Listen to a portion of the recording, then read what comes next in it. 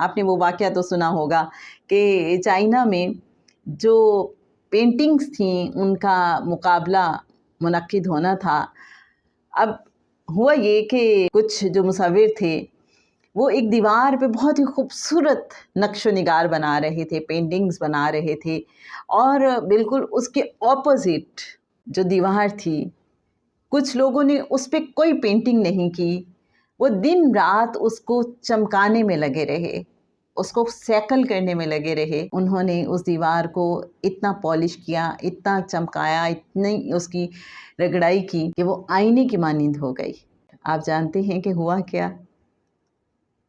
وہ جو پینٹنگ سامنے بنائی گئی تھی اس کا عکس اس دیوار پہ آ گیا، اور جس روز مقابلہ ہوا وہ جنہوں نے دیوار کو سیکل کیا تھا وہ ون کر گئے، کیونکہ وہ جو سامنے والی پینٹنگ بنائی گئی تھی اس کا عکس جب اس دیوار میں نظر آیا تو وہ انتہائی خوبصورت تھا. لگا کہ یہ سب سے یونیک پینٹنگ ہے. یہ کیسی دنیا ہے، یہ کیسی باتیں ہیں، آپ کو بھی حیران کرتی ہیں، ایک عجیب سے تجسس پہ ابھارتی ہیں. دل چاہتا ہے کہ بس ہم بھی اس دنیا میں کہیں اتر جائیں اور کھو جائیں. میرا تو یہی دل چاہتا ہے. پہلے تو مجھے سمجھ ہی نہیں آتی تھی کہ یہ اللہ والے ہیں. کبھی جب آپ ان کے پاس جائیں تو یہ ایک لمحے کو آنکھیں بند کرتے ہیں اور پھر کچھ بتاتے ہیں، جنہیں کشف حاصل ہوتا ہے. کچھ لوگوں کو کھلی آنکھوں سے بھی کشف حاصل ہوتا ہے، لیکن کچھ لوگوں کا بس مومنٹری سا یہ جیسچر ہوتا ہے کہ وہ لمحے بھر کو آنکھیں بند کرتے ہیں اور پھر اس کے بعد کچھ بتا رہے ہوتے ہیں.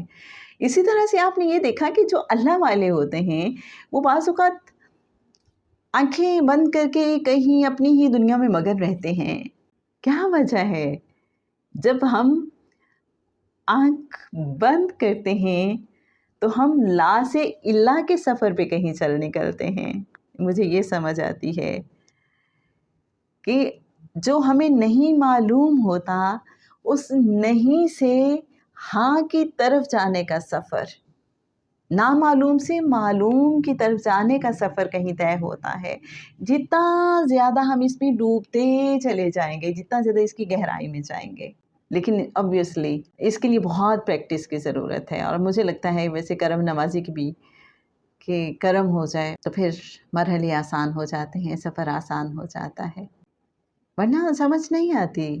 ورنہ تو پھر ہم شاید یہ زندگی ایسے ہی گزار کے چلے جائیں گے. وہ جو قرآن پاک ہمیں بار بار کہتا ہے کہ ہے کوئی جو غور کرے، وہ جو بار بار نشانیوں کی بات کرتا ہے اور کیسی کیسی اس نے اس کائنات میں نشانیاں رکھی ہیں، وہ ہمیں اس ظاہری آنکھ سے تب تک نظر نہیں آ سکتی جب تک ہمارے اندر کی آنکھ بھی ساتھ ساتھ نہیں کھلے گی.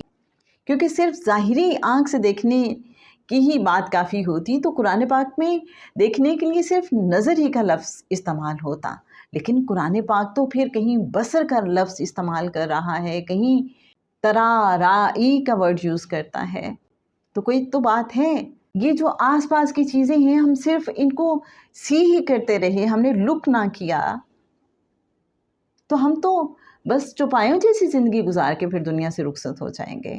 ہم ان کانوں سے بس ہیئر کرتے رہے اور ہم نے لسن نہ کیا، جو اصل میں بات سننی چاہیے اس پہ توجہ ہی نہ کی، تو پھر کیا کہیں ایسا تو نہیں ہم غافلون میں سے ہیں؟ کبھی غور کیا آپ نے؟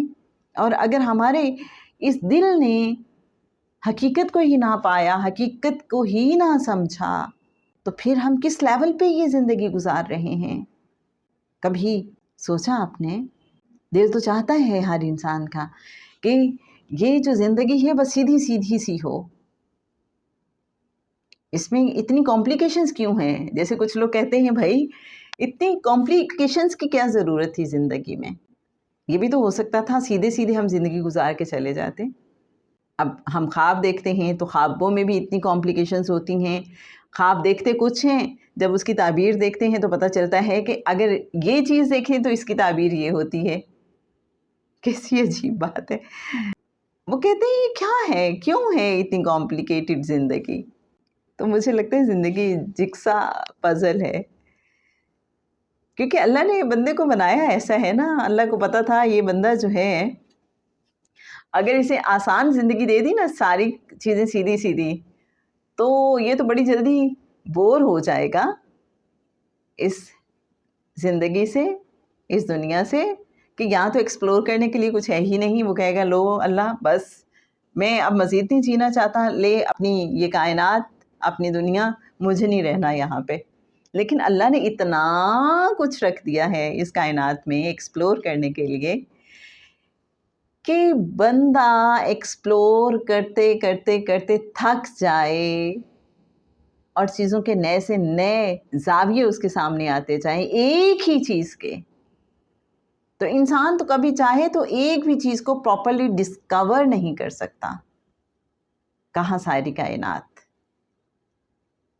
اللہ نے انسان کو علم الاسماء عطا کیا ہے، اللہ نے انسان کو اتنی صلاحیتیں دی ہیں تو اسی لیے کہ وہ اس کائنات کو ایکسپلور کرے، وہ اپنے مقام کو پہچانے، اور وہ جو اس کو اللہ کا نائب بنایا گیا ہے وہ اس درجے پہ اپنے آپ کو فائز کرے۔ اور یہ تب ہی پاسبل ہے جب وہ اپنی ذات کا عرفان حاصل کرے گا، علم الاسماء حاصل کرے گا۔ چلتے چلتے قرآن پاک کی آیت سورہ الاعراف آیت نمبر 179، اور ہم نے پیدا کیے دوزخ کے واسطے بہت سے جن اور آدمی، ان کے دل ہیں کہ ان سے سمجھتے نہیں، اور آنکھیں ہیں کہ ان سے دیکھتے نہیں، اور کان ہیں کہ ان سے سنتے نہیں، وہ ایسے ہیں جیسے چوپائے، بلکہ ان سے بھی زیادہ بے راہ وہی لوگ ہیں غافل۔ تو جناب عقل والوں کے لیے نشانیاں ہیں، ضرور سوچئے گا اس حوالے سے کہ کہیں ہم چوپایوں جیسی زندگی تو نہیں گزار رہے، ہم اللہ کی اس کائنات کو اور اللہ کے پیغام کو سمجھنے کی کس حد تک کوشش کرنے میں کامیاب ہو پا رہے ہیں، اور خود اپنے اندر جھانکنے، اپنی ذات کا عرفان حاصل کرنے کے لیے ہم کس حد تک کوشاں ہیں۔